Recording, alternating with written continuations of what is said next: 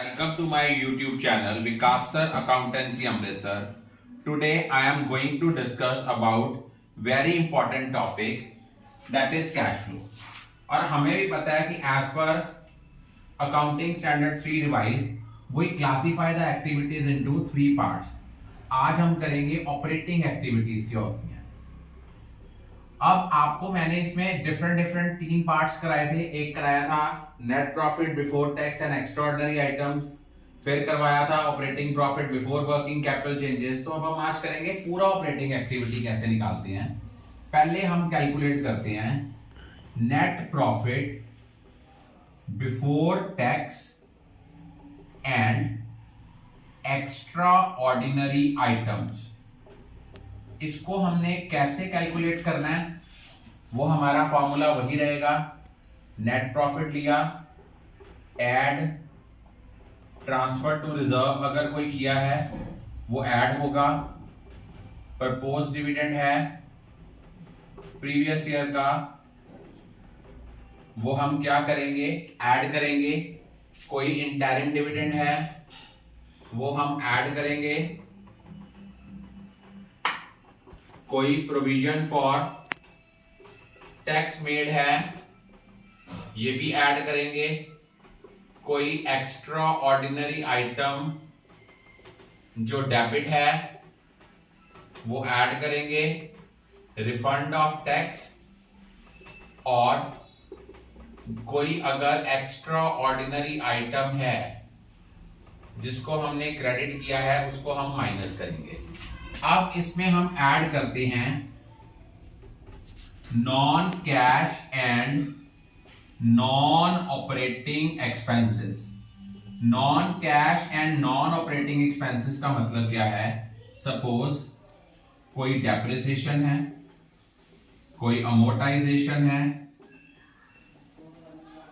कोई goodwill written off है, loss on sale of asset है,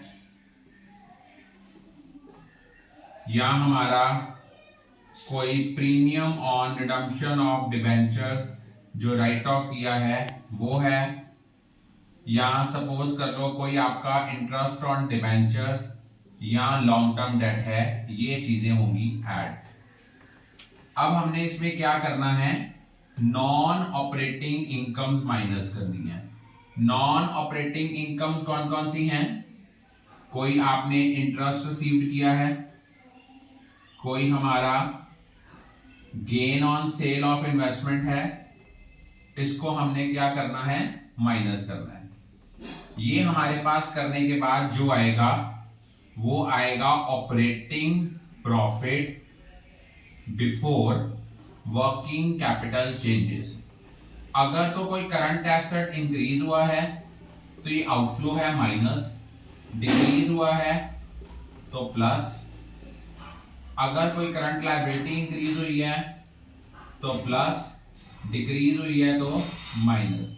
जब हम करंट एसेट्स की बात करते हैं except cash and cash equivalents, current liabilities की बात करते हैं तो ना तो हमने कैश क्रेडिट को कंसिडर करना है, ना ही हमने बैंक ओवरड्राफ्ट को कंसिडर करना है।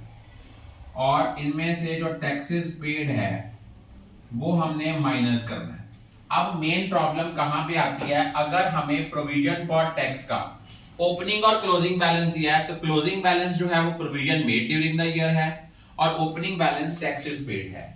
लेकिन अगर क्वेश्चन में प्रोविजन फॉर टैक्स दिया है, इनका ओपनिंग और क्लोजिंग बैलेंस दिया है एज वेल एज कोई एडजस्टमेंट दी है, तो ओपनिंग बैलेंस बाकी लायबिलिटीज की तरह आएगा बाय बैलेंस ब्रॉट डाउन और closing balance to balance carry down.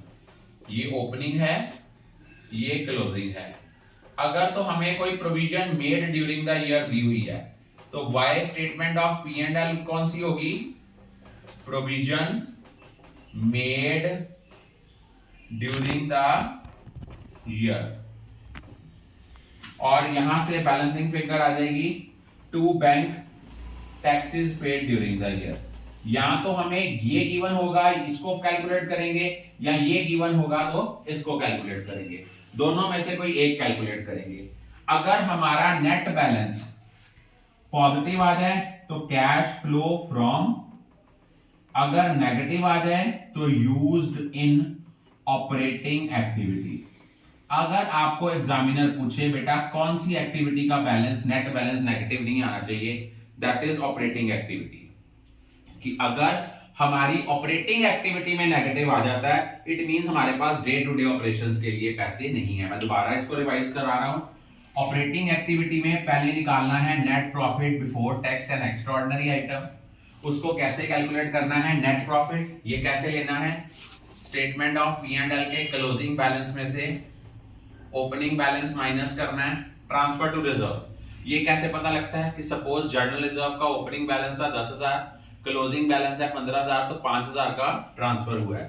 कोई प्रीवियस ईयर का प्रोपोज डिविडेंड है वो ऐड करेंगे, इंटरिम डिविडेंड है, provision for tax made during the year ये जो कैलकुलेट किया है, कोई एक्स्ट्राऑर्डिनरी आइटम जो डेबिट की है, कोई लॉस हुआ है उसको डेबिट कर दिया है वो ऐड बैक करेंगे, refund of tax extraordinary item जो क्रेडिट किया है, कोई क्लेम आया है इंश्योरेंस का वो माइनस करेंगे, जो नेट अमाउंट आएगी वो आएगी net profit before tax and extraordinary item. इनमें नॉन कैश और नॉन ऑपरेटिंग एक्सपेंसेस ऐड करेंगे, जैसे डेप्रिसिएशन है, गुडविल रिटर्न ऑफ है, अमोर्टाइजेशन है, loss on sale of asset है, premium on redemption of debentures write off करना है, interest on long term debt या डिबेंचर्स है वो हमने पे किया है उसको ऐड करना है।